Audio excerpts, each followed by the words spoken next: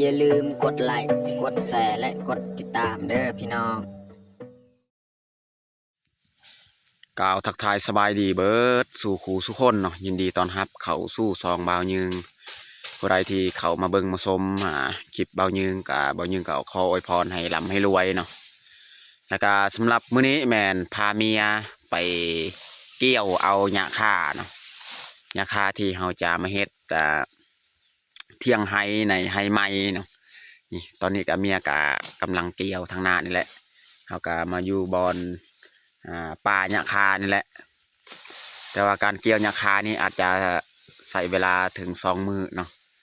มื้อนี้มื้ออื่นเนาะถ้าว่าบ่คามื้ออื่นอีกเราสิไปเกี่ยวต่อเนาะเพราะว่ามื้อเดียวนี่มันบ่แล้วเพราะว่าให้เที่ยงไห้ของเฮานี่เฮาสิเฮ็ดกะค่อนข้างกว้างหน่อยนึงกะบ่กว้างซ้ำเที่ยงไห้อยู่ไห้เก่านี่แหละแต่ว่าเฮาต้องได้มุ่งให้มันหนาๆเพราะว่าเที่ยงไห้อยู่ไห้เก่าหันมันหัวเวลาฝนตกเนาะก็เลยเฮาต้องได้เกี่ยวหญ้าคาสิได้ลายเนาะเพื่อป้องกันบ่ให้มันหัวเนาะแล้วก็มื้อนี้เฮาก็ถือข้าวหน้ามานำเฮาสิเกี่ยวเบิดมื้อเลยเนาะแล้วก็มื้ออื่นอีกเบิดมื้อเนาะ2 มื้อหลังจากนั้นก็มื้อฮื้อมาตึ้งนี่แม่นเฮาสิไปเฮ็ดเขาในยังบอน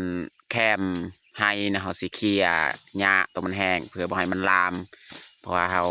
สิจูดให้มื้อนี้และในหมู่บ้านบ้านเฮาแมนมื้อนี้เขาจะเริ่มจูดให้เนาะก็เลยเฮากับเมียก็ไปเกี่ยวเอาหญ้าคาก่อนยันมันสิถึกไฟไหม้เนาะ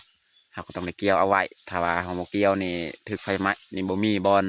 สิเอาและหญ้าคาเนาะเพราะว่าช่วงนี้เนี่ยเขาจูดให้มันมีโอกาสลายจะถือกับไฟไหม้ลามปลาเนาะเอาบ่อะไรห้างแต่ทุกคนติดตามเบิ้งมื้อนี้สิพาเมียเกี่ยวเอาหญ้าคาเนาะว่ามื้อนี้สิได้จักมัดเนาะเอาเกี่ยวได้เนาะไม่แต่ทุกคนติดตามเบิ้งติดตามชมแบบยาวๆเลยนี่นี่แหละป่าหญ้าคานะพี่น้องเราจะเกี่ยวเลยแต่นี่ไปพูดเกี่ยวเอาเนาะทางนี้ก็ยังมีอยู่นี่ทางนี้ก็แม่นปลาหญ้าคากันแต่ว่าแถวนี้มันบ่ค่อยงามมันเปื่อยเบิดเลยมันแห้งเบิดมันเปื่อยเบิดเลยบ่ค่อยงามปานใด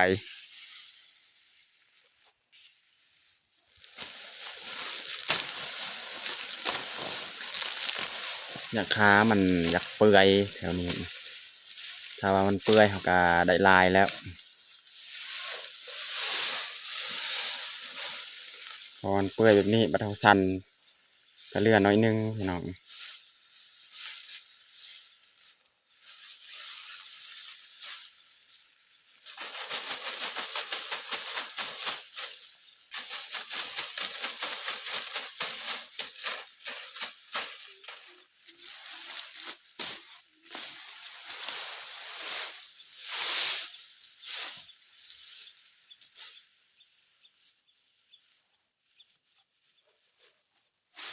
อะไรก็ทำอันกันเติมแรงที่พอได้ยังไงครับ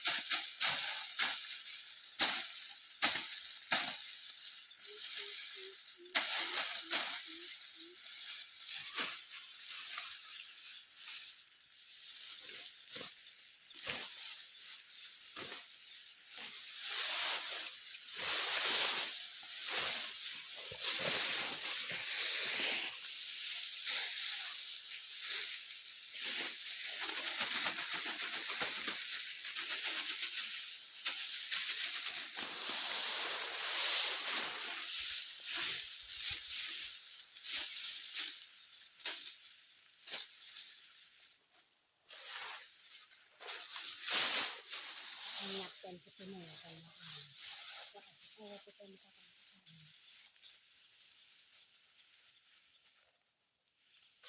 ละทองละทอแต่มันยังไอ้กินเยอะหุดข้าวมาได้แต่เลยเป็นหลุดเป็นยินเป็นยินเป็นเดือดหุดข้าวมาได้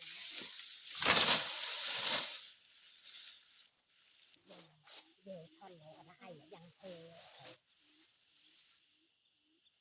อีกกันเป็นเบย์เป็นจานเป็น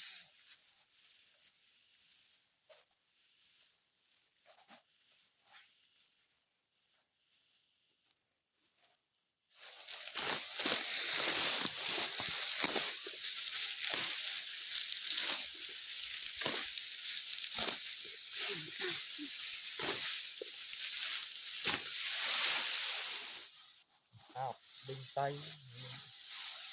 ตรัก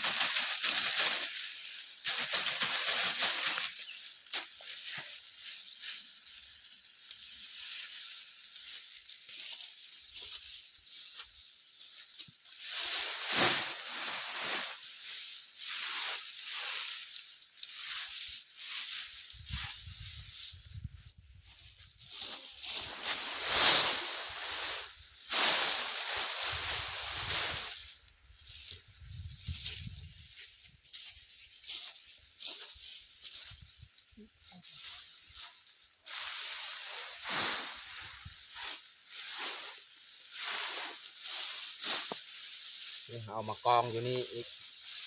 จะมามัดอยู่นี่คะแนนมันห่มจะหันมันแดด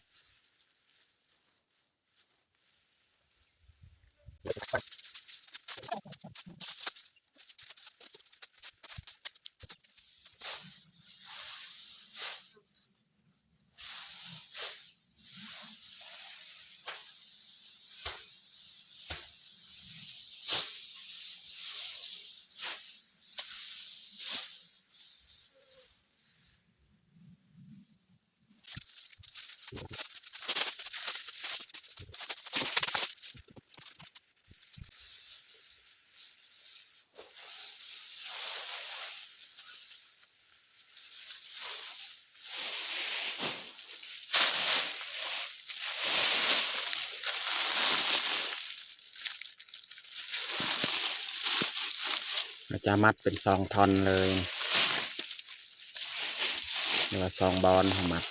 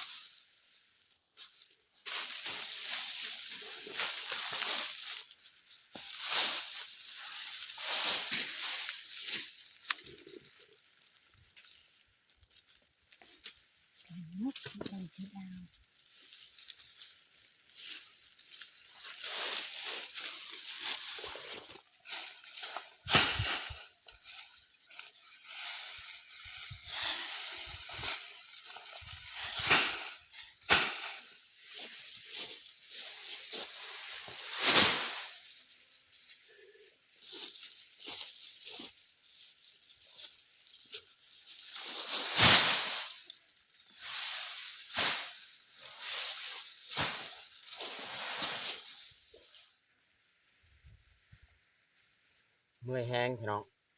อันนี้เขากะมัดได้ประมาณ20ปลายมัดนะเรืออีกนี่ทั้งลุมฮัดนะจากน้อยอีกเขามัดต่อเนาะอันนี้ก็เขามัดได้ครึ่งหนึงแล้วนะพี่น้องนะวันนี้เขาสีพักเที่ยงจากน้อยจึงมามัดต่อ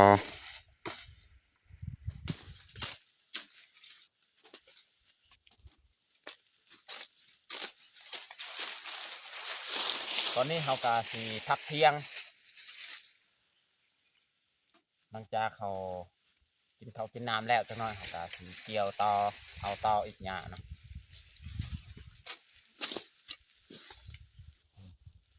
นี่เอาฟืนที่มาดังไฟดังฟืน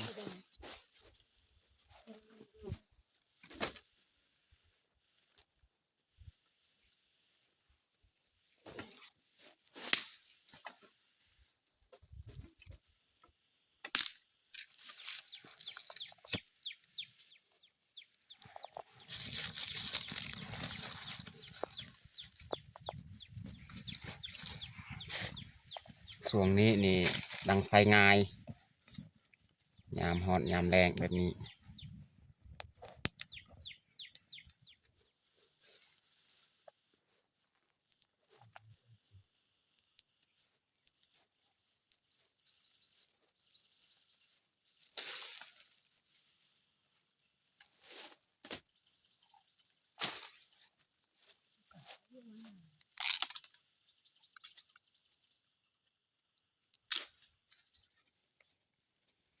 เอานางมูมาปิ้งพี่น้องนางมูน้ำมันมู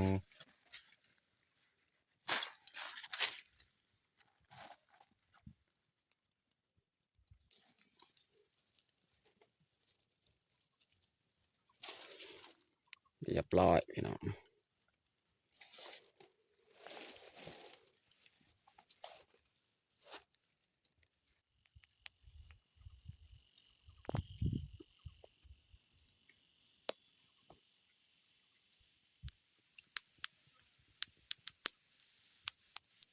พอดีแหละหนังอันนี้เขาขูดออกดำๆนี่ให้มันกรอบเลยอันนี้แมนนี่สีนงัวนี่สีนแห้งงัวสีนงัวแห้งหรือว่าสีนแห้งงัวก็ได้เนาะพี่น้อง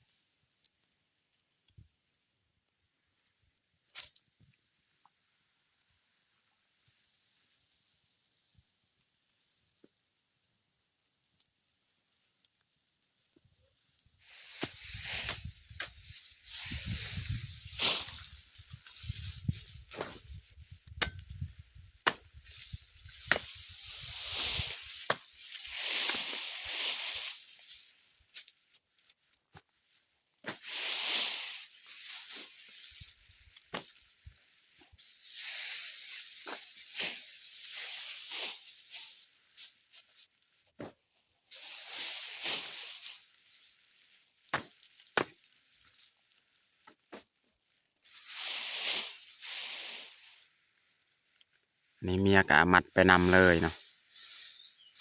ตัวไรที่เฮามัดไปทันแล้วเมื่อกี้นี่เฮากะมัดต่ออีก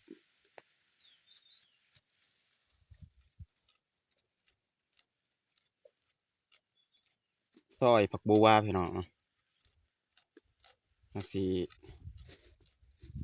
ปรุงแจว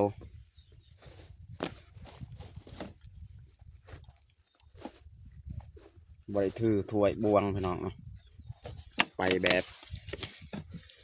อยู่ปลาเฮ็ดกินง่ายๆพี่น้องเนาะใส่น้ำนี่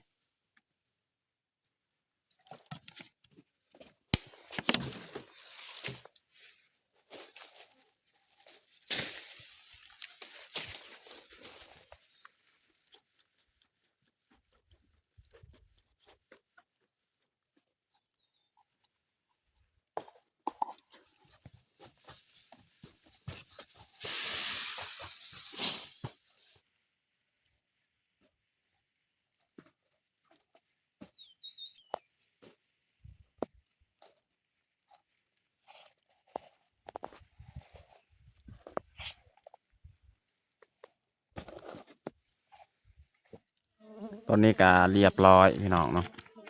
เอาจีหนังหมู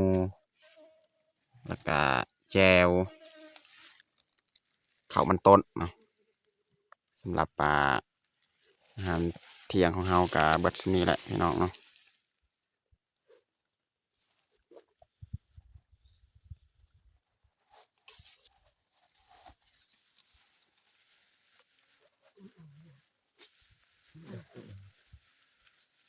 เรียบร้อยแต่งข้าวของเฮาบ่ได้เฮาสิลงมือกินข้าวเอามาทุกคนมากินข้าวเที่ยงนำกันกินข้าวอยู่ให้อยู่ป่าบ่แม่นอยู่ให้อยู่ป่าจะเฮามาเอาหญ้าคามาเฮ็ดเที่ยงให้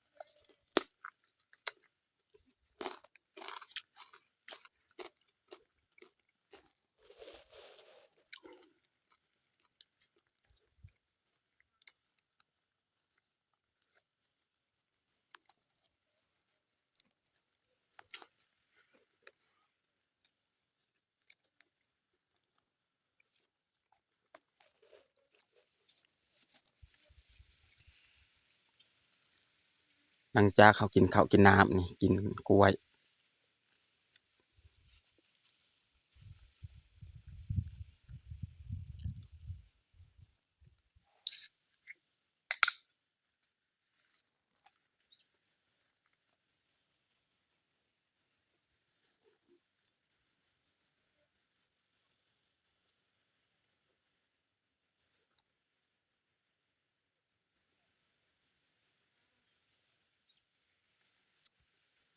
อากาศร้อนแห้งพี่น้อง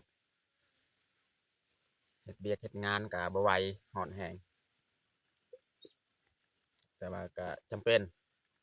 เพราะว่าอาชีพของเฮาแต่ละมื้อแต่ละวันนี่ทนกับฝนกับแดดเนี่ยเราต้องลุย